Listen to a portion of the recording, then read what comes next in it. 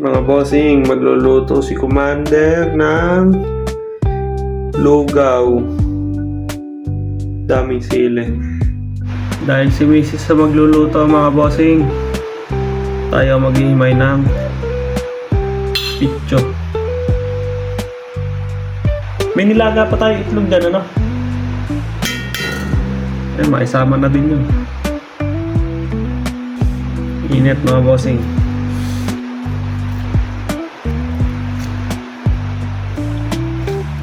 Ganyanin muna natin para lumamig. Init. Sakto, nagbigay yung kaibigan nating Indonesian ng sili. Yung pang chili garlic. Mamaya, malapit na tayo matapos mga bossing.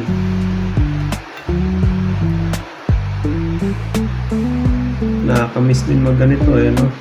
Nung high school kasi, lagi ako nagaganito eh. Kasi nagtitinda yung magulang ko ng merienda sa elementary sa amin. Lugaw, sopas, tempurado, sotanghon. Lagi ka magaganito nung high school ako. Ang pinakayokong gawin dun, magdikdik ng bawang eh. Mano-mano.